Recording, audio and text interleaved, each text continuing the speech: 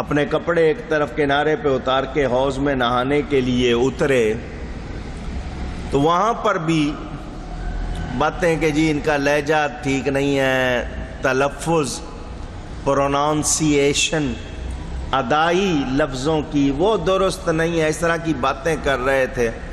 نہاتے ہوئے بھی اچانک ایک طرف سے شیر نظر آیا آتا ہوا۔ اب کپڑے باہر ہیں، خود یہ اندر ہیں، ڈر کے مارے نہ ادھر کے نہ ادھر کے، پریشان کہ یار ہم تو پھنس گئے، یا اللہ توبہ بچا۔ اتنے میں حضرت صاحب آ گئے، شیر کو کہا چل اپنا راستہ لے۔ فرمایا یہ دیکھا تم نے، میں نے اس کو کہا تو اس نے میرا کہنا مان لیا، تمہاری توجہ میرے تلفظ پہ ہی رہ گئی، میرے لہجے پہ ہی رہ گئی، اور دل کی بات کرتے دل درست ہونا چاہیے۔ جس کا دل سیدھا ہو جائے اس کا سارا معاملہ سیدھا ہو جاتا ہے۔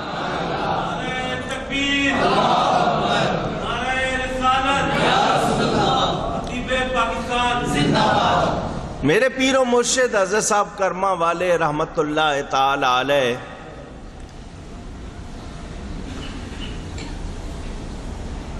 حضرت گنج کرم پیر سید محمد اسماعیل شاہ صاحب بخاری المعروف حضرت کرما والے رحمت اللہ علیہ، حضرت صاحب سے کسی نے پوچھا حضرت جی آپ حج کیوں نہیں جاتے؟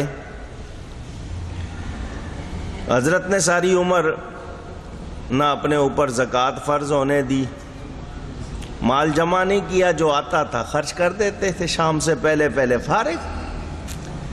اور کسی نے کہہ دیا حضرت جی حج کو نہیں جاتے؟ فرمایا یہ لوگوں کے دل سیدھے کرتا ہوں، کیا یہ حج نہیں ہے؟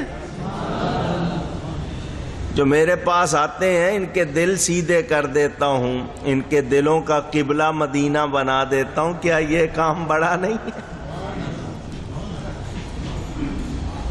دل بدستاور کے حج اکبر است۔ علامہ اقبال نے بھی کہا، مولانا روم کا بھی بیان ہے۔ بہرحال ہمیں جو بات اپنے آپ کو سب سے زیادہ سمجھانی ہے، یہ خوف پریشانی دنیا والوں کو ہوتی ہے، اللہ والوں کو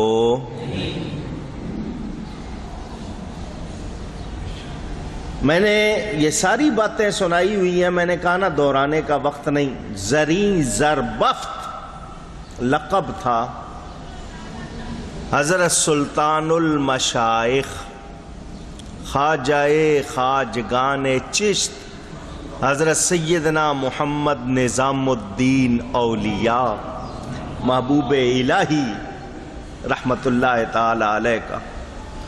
مشہور ہے کہ آپ کے جو میخیں گڑی ہوئی تھی نا، میخیں لکڑی کی آپ لوگ گاڑ لیتے ہیں جانور باندھنے کے لیے، زمین میں جو لکڑی ٹھونکتے ہیں، پنجابی والے قلے بھی کہتے ہیں، میخ کہتے ہیں، وہ سونے کی ہوتی تھی۔ کس کی؟ زمین میں گڑی ہوئی۔ کسی نے کہہ دیا حضرت جی سونا اتنا ہے، کہے کہ ولی ہے دنیا سے اتنا پیار، تو بڑا پیارا جملہ کہ میخائے زر در گل زدہ ام نہ کہ در دل۔ اور یہ اگر سونے کی میخیں ہیں تو زمین میں گاڑی ہیں، دل میں نہیں گاڑی ہے۔ اگر ان کی قدر ہوتی تو اس طرح زمین میں نہ گاڑتے۔ تو یہ اللہ والے ہوتے ہیں، بہت دنیا کا سامان جمع ہو جائے خوش نہیں ہوتے، چلا جائے تو رنجیدہ۔ حضرت سیدنا داتا گنج بخش علی حجویری رضی اللہ تعالی عنہ کا بیان، کسی نے آ کے خبر دی حضرت جی وہ فلانی، آپ نے فرمایا الحمدللہ، وہ نقصان کی خبر دے رہا ہے۔ الحمدللہ رب العالمین علی کل حال، ہر حال میں اللہ کا شکر ہے۔ تو یہ لوگ پریشان ہوتے نہیں۔ میں نے کہا نا ہر بات کی بڑی تفصیل۔ تو میں نے بنیاد آپ کو سمجھانی تھی کہ ولایت کو کچھ لوگوں نے سمجھ لیا کہ نہیں جی یہ کوئی صوفی ازم جو آج کل بات ہو رہی ہے یہ کوئی چیز ہے. میں نے پہلے بتا دیا اسلام میں کسی ازم کی کوئی گنجائش نہیں ہے. عزم چاہیے. نشانی کیا ہے؟ ایمان اور تقوی. عقیدے صحیح ہوں. عقیدے صحیح نہیں ہے تو پھر کچھ بھی نہیں ہے. تقوی کے دو معنی: گناہوں سے بچنا، اللہ سے ڈرنا، پرہیزگاری، نافرمانی نہیں کرنا. تو عمل بھی صحیح اور عقیدہ بھی صحیح. اگر عقیدہ درست نہیں تو ولی نہیں ہو سکتا. اگر عمل درست نہیں تو ولی نہیں ہو سکتا. جی یہ مولویوں کا تو کام ہے فتوے لگانا. یہ تو فتوے ہی لگاتے ہیں. یہ اللہ والے بڑے پہنچے ہوئے ہوتے ہیں. مولویوں کے فتووں سے کچھ نہیں ہوتا. مولوی کہتے ہی اللہ والے کو ہے. لفظ مولوی کے معنی لغت میں دیکھنا کیا معنی ہے؟ اللہ والا. تم کہتے ہو نہیں مولوی کی شریعت اور ہے، صوفی کی طریقت اور ہے. ایسی کوئی بات نہیں. جو شریعت نہیں جانتا اس کا طریقت سے کوئی تعلق نہیں ہے.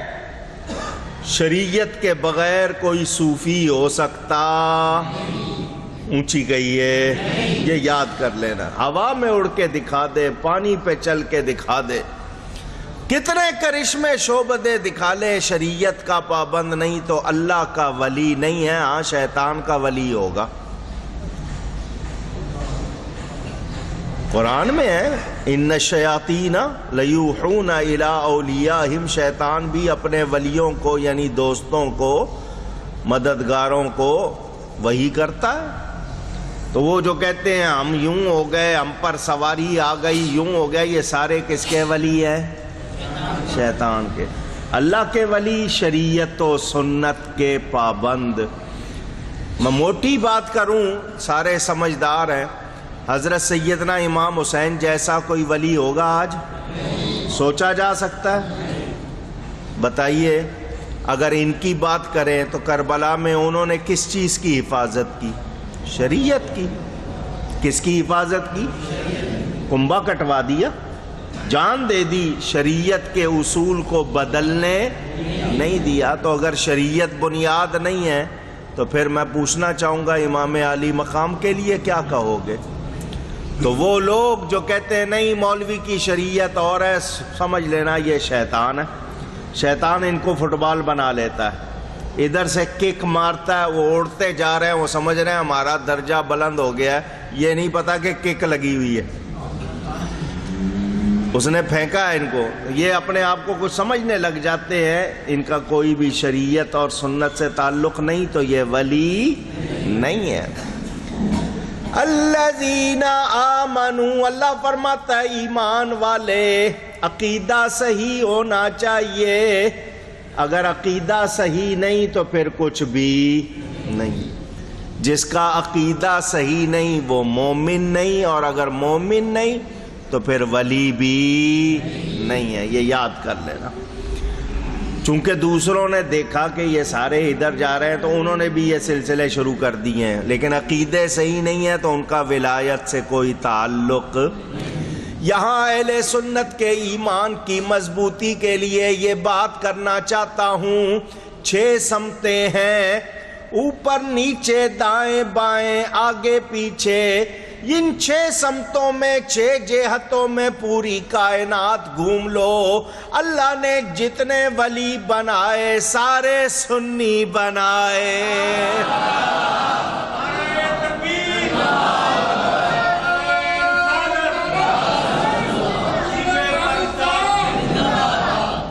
یہ ہمارے سچے ہونے کی بہت بڑی دلیل ہے.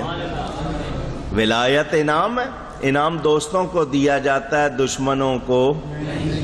چلیں میں زیادہ اونچا نہیں جاتا. غوث پاک سے غوث پاک، خواجہ غریب نواز، خواجہ نقشبند، خواجہ سورورد، حضرت قطب صاحب، بابا صاحب، محبوب الہی، یہ سارے کون ہیں؟ داتا صاحب، سلطان باہو، گولڈا شریف، شرقپور شریف، یہ کون سارے سنی، ان میں کوئی ہے نہیں. تو یہ بات یاد کر لو، یہ ہمارے سچے ہونے کی بہت بڑی نشانی.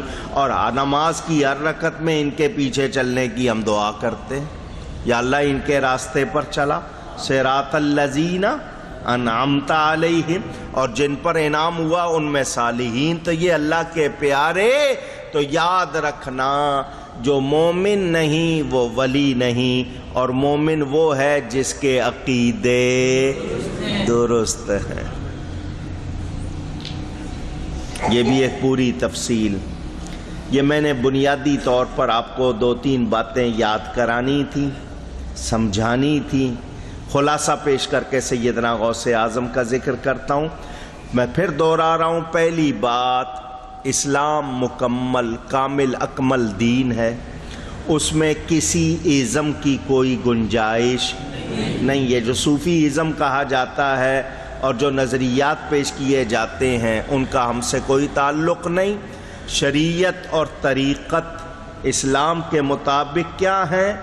اللہ کے لیے خالص ہونا، شریعت کا زیادہ پابند ہونا.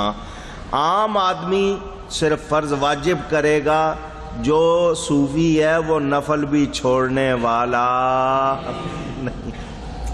یہ جھلکی آپ کے سامنے اختصار میں باتیں کر چکا. جاہل ہرگز ولی نہیں ہو سکتا، کیونکہ جب جانتا ہی نہیں ہے پہچانے گا کیسے؟ عالم ہونا ضروری ہے. اور علم مدرسوں میں بھی ملتا ہے، رب بھی عطا کرتا ہے. ولیوں کی قسمیں بتا چکا، فطری، وہبی، کسبی، وہ بھی آپ نے سن لی ہیں. اور یہ بھی آپ کو بتا چکا کہ ان کی پہچان کیا ہے، وہ بھی یاد رکھنی ہے. یہ جو آج کل سواریوں والے، ادھر ادھر کی باتیں کرنے والے، ان کا ہم اہل سنت سے کوئی تعلق نہیں. یہ جو مالائیں پہن لیتے ہیں، لمبے چولے، زلفیں چھوڑی ہوئی ہیں، یہ کوئی ولایت نہیں. ہاں شریعت و سنت کا پابند ہے تو بات کرے، اس کے علاوہ نہیں. حضرت سیدنا غوث اعظم، غوث بھی عربی کا لفظ، اعظم بھی عربی کا لفظ. سمجھا دوں، بار بار سنتے ہیں. غوث کے معنی فارسی میں ہوتے ہیں فریاد رس، اردو میں ترجمہ جو کسی کی دہائی سنے اور سن کر مدد کرے. ٹھیک ہے. اعظم زیادہ شان والا، درجے والا، بڑا. تو غوث بہت سے ہیں، ان میں یہ غوث اعظم کہلاتے ہیں کہ ان میں غوثوں کے غوث ہیں، بڑی شان والے ہیں. اب یہاں پھر مختصراً بات کر دوں تاکہ یہ نہیں ہو کسی نے نہیں سنی تو سن لے. کہتے ہیں جی اللہ کے سوا کس کے سامنے دہائی دینی چاہیے؟ اللہ کے سامنے کون ہے جو فریاد سنے اور سن کر اس کو حل کرے؟ تو غوث تو اللہ ہے. آپ بندے کو غوث اعظم کہہ رہے ہیں تو سن لو. لفظ غوث کی اگر صرف بات کرنی ہے تو آپ کے ہاں روزانہ عدالت میں استغاثہ پیش ہوتا ہے یا نہیں؟ یہ استغاثہ کیا ہے؟ یہ بھی اسی لفظ سے بنا ہے. اپیل کرنا، انگلش میں آپ اپیل کرنا کہہ دیں گے، اردو میں آپ دعائی دینا کہ جی میرا مکان قبضہ کر لیا گیا ہے. جج سے کہنا بچاؤ تو وہ جج کو غوث مانا ہے تو استغاثہ پیش کر رہے ہو نا. اگر لفظوں کی بحث میں جانا ہے تو پھر اس طرح. میں نے پہلے آپ کو بتا دیا کہ ولی کو جو بھی شان، عزت، مرتبہ حاصل ہے وہ اللہ تعالی کی عطا سے ہے. وہ خود سے ولی نہیں، خود سے غوث قطب ابدال نہیں. اس کو یہ درجہ، مرتبہ، شان عطا کرنے والا کون ہے؟ اللہ تعالی. بات ختم، جھگڑا ہی ختم. ہم ایک دوسرے سے مدد مانگتے ہیں یا نہیں مانگتے؟ ارے بھائی میری مدد کر دو، یہ کہتے ہیں یا نہیں؟ تو پھر اگر یہی بات ہے تو پھر کسی کے سامنے بھی بات نہ کی جائے. یاد رکھنا اللہ نے ان کو ہمارا مددگار بنایا ہے. یہ ہمارے غوث ہیں، اللہ نے ان کو ہمارا غوث، آواز آئے، یہ یاد رکھنا. خود سے غوث نہیں، رب نے بنایا. نام ہے عبد القادر. کیا نام ہے؟ القادر اللہ کا نام ہے. اللہ کے ناموں میں یہ القادر جو ہے اس میں اللہ کی ساری صفات آ جاتی ہیں. اللہ کے ناموں میں مثلا ایک نام الرحمن مہربانی کی طرف، کریم ہے، ستار ہے. وہ ایک ایک القادر میں سب کچھ آ جاتا ہے. القادر کے معنی سب کچھ کرنے والا، جو سب کچھ کر سکتا ہے. تو وہ رحمان بھی، رحیم، تمام القادر میں آ جاتی ہیں. تو القادر اللہ کا نام ہے، عبد القادر غوث اعظم کا نام. تو اس القادر کے جلوے دیکھنے ہوں تو عبد القادر میں دیکھ لو. اللہ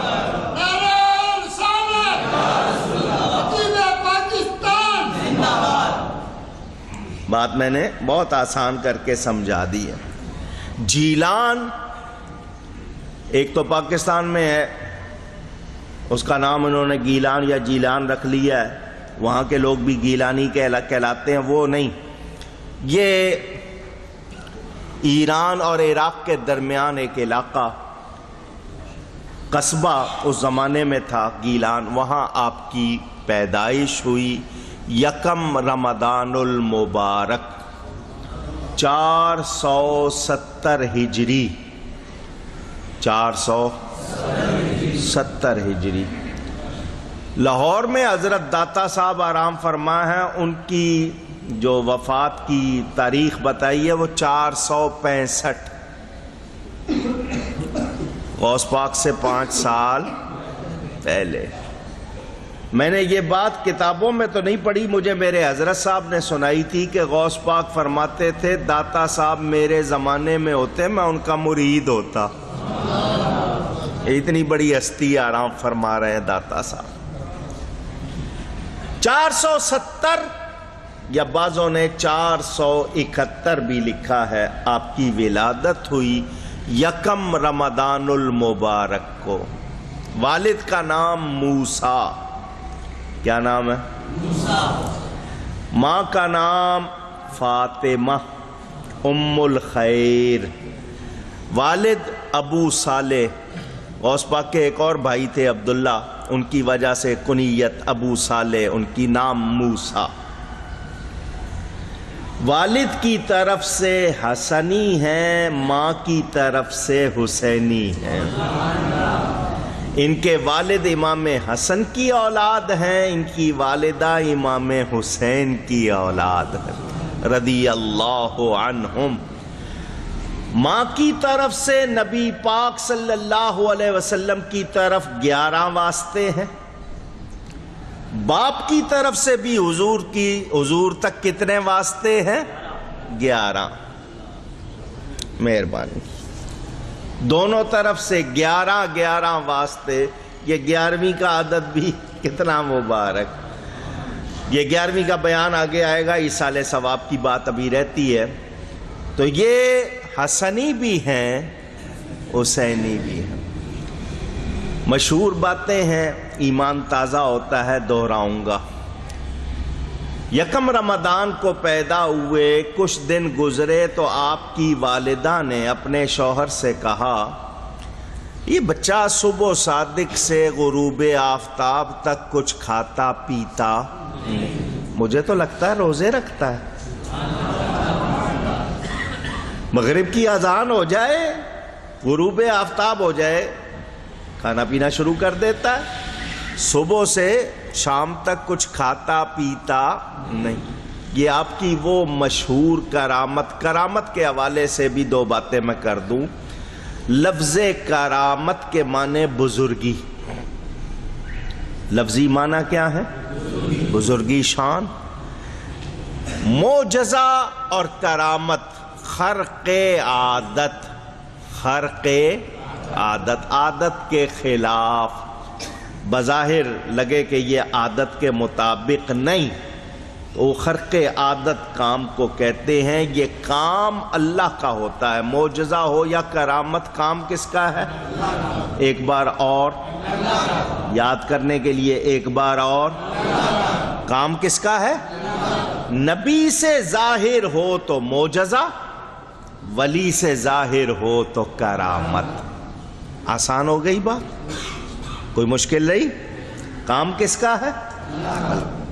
جو کام بظاہر، مثلا آپ کو میں کہوں کہ جی وقت پہلے گزر جائے، جو گھنٹے بعد چیز ہونی ہے وہ پہلے ہو جائے، 45 منٹ باقی ہے گھنٹہ پورے ہونے میں، یہ 45 منٹ 1 منٹ میں ہو جائیں، تو یہ عادت کے خلاف ہے یا نہیں ہے؟ اونچی۔ اور اللہ والے اگر یہ دکھا دے تو یہ ہوگی کرامت۔ تو کام کس کا؟ اللہ کا۔ دکھانے والا جو ہے وہ ولی ہے۔ یہ معیار نہیں ہے کہ ولی اسی کو کہیں گے جس کے اندر کرامت ہوگی، جو کرامت دکھائے وہی، جو معجزہ دکھائے وہی۔ تو یاد رکھو نبی معجزے دکھاتے ہیں، ولیوں سے کرامتیں ظاہر ہوتی ہیں، مگر یہ ان کی نشانی نہیں۔ نشانی اللہ نے بتا دی، ایمان اور تقوی۔ ایمان اور کربلا میں کیا ہوا؟ امام حسین ہوا کو حکم دیتے، کرامتیں دکھاتے تو یزیدی لشکر ٹکتا؟ میں کہتا ہوں سب کو چھوڑو، نبی پاک سب کو ہی مسلمان ساری دنیا کو کر دیتے، ایک بھی گناہ گار نہیں ہوتا، کہ ان کو اختیار تھا اللہ کی طرف سے یا نہیں ہے؟ کوئی شبے کی بات ہے؟ وہ اگر اپنا معجزہ دکھاتے دنیا میں کوئی ایک کافر رہ سکتا تھا؟ اونچی نہیں۔ تو وہ لوگ جو اس طرح کی بات کرتے ہیں کہ جی کر سکتے تھے تو فلانے کو کیوں نہیں کر دیا، یوں، تو امام علی مقام نے بھی ایمان اور تقوی دکھایا۔ تو اصل نشانی ایمان اور تقوی۔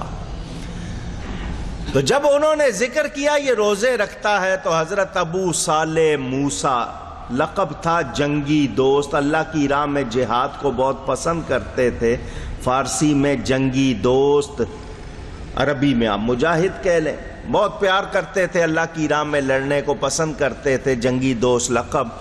انہوں نے فرمایا اگر یہ روزے رکھتا ہے تو کوئی تعجب کی بات نہیں، اس کی پیدائش سے کچھ عرصہ پہلے نانا جان رسول اللہ صلی اللہ علیہ وسلم مجھے خواب میں ملے، اور حضور نے فرمایا اے ابو صالح، ان قریب اللہ تجھ کو ایک بیٹا عطا فرمائے گا جو میرا بھی بیٹا ہوگا، جس طرح میری شان نبیوں میں بلند ہے اس کی شان ولیوں میں بلند ہوگی۔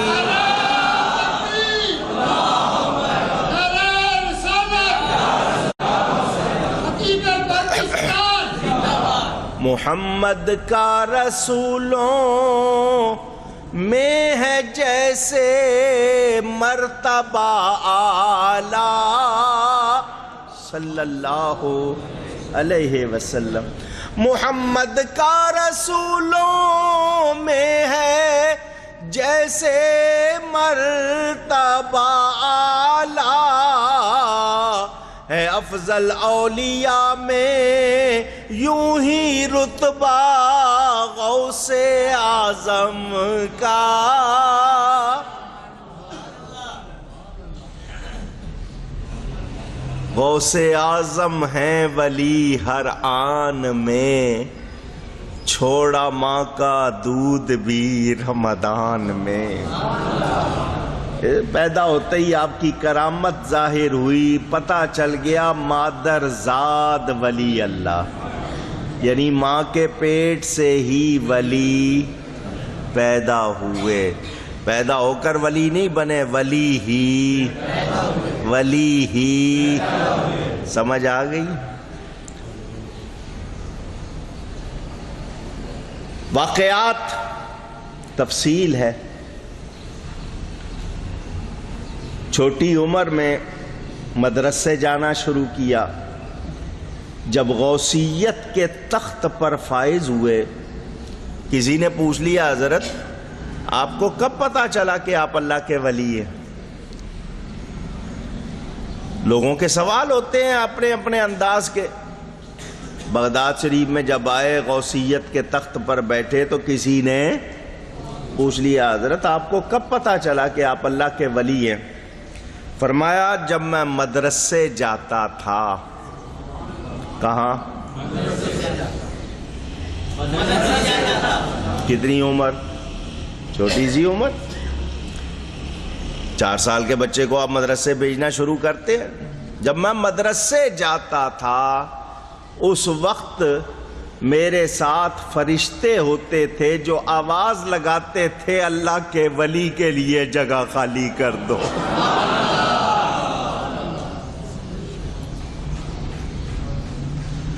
فرماتے ہیں بچے مدرسے سے آتے ہوئے کھیل رہے تھے. ایک بیل جانتے؟ پوچھ رہا ہوں. بیل بچے ہوتے ہیں وہ اس بیل کے پیچھے دوڑنے لگ گئے. فرماتے ہیں میرے ساتھ جا رہا تھا تو میں بھی پیچھے پیچھے چلنے لگ گیا. اچانک وہ بیل جس کے پیچھے بچے بھاگ رہے تھے وہ رک گیا.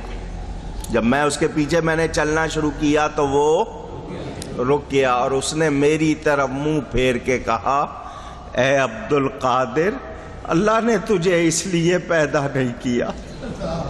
یہ تو دوسرے بچے ہیں, تجھے اللہ نے اس لیے پیدا, ابھی چھوٹی عمر ہے گنتی کے لحاظ سے, اندازہ کر. اب میں ایک سوال ہے, یہ واقعات کتابوں میں لکھیں. سب سے زیادہ مستند کتاب غوث پاک کے حالات میں اس کا نام ہے بہجت الاسرار. امام شتنوفی کی لکھی ہوئی کتاب اردو میں ملتی ہے, میری جہاں تک معلومات ہے انگریزی میں بھی ملتی ہے. تھانوی تک نے لکھا ہے کہ یہ بہت ہی مستند اور صحیح کتاب ہے, کیونکہ وہ حدیث کے طریقے پر سندوں کے ساتھ واقعات اس میں لکھے ہیں. جو بات کیا کرنی ہے, ابھی آپ کو میں نے بتایا غوث پاک کون سے سن میں پیدا ہوئے, آپ نے وہ بھی سنا. حضور صلی اللہ علیہ وسلم کو دنیا سے پردہ فرمائے 460 برس گزر چکے. غوث پاک ایک بیل کے پیچھے چلتے ہیں, اس بیل کو پتا ہے میرے پیچھے کون چل رہا ہے.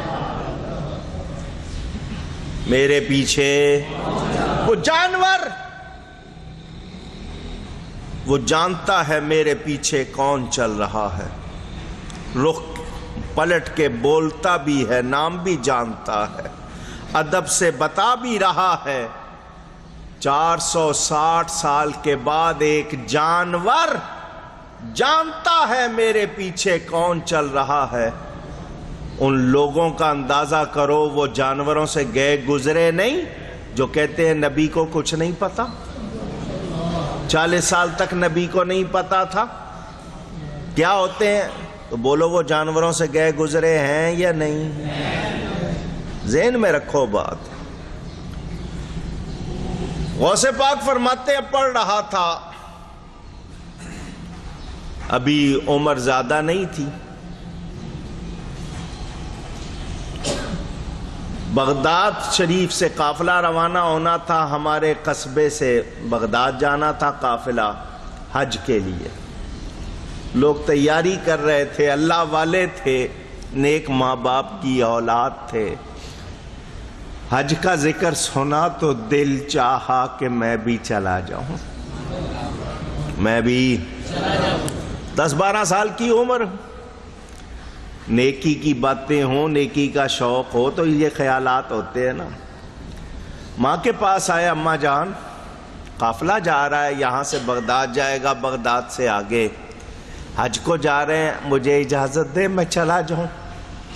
ماں نے کہا بیٹا یہ پڑھائی کا وقت ہے, پڑھ لو, اللہ بہت حج کرائے گا. ضد نہیں کی, برتن نہیں توڑے, کھانا پینا بند نہیں کیا کہ میں نے ایک بات کہی ہے مانتے نہیں. آج کل بچے جس طرح ضد کرتے. بہت اچھا اماں جان. فرماتے ہیں قافلہ تیار ہوا, جس دن جانا تھا فرماتے ہیں میں مکان کی چھت پہ چڑھ گیا. ایک شوق, دیکھتا رہا قافلے کو جاتے ہوئے. یہ لوگ جائیں گے, مکہ پہنچیں گے, طواف کریں گے, حجر اسود کا بوسہ دیں گے, مقام ابراہیم پر نوافل پڑھیں گے,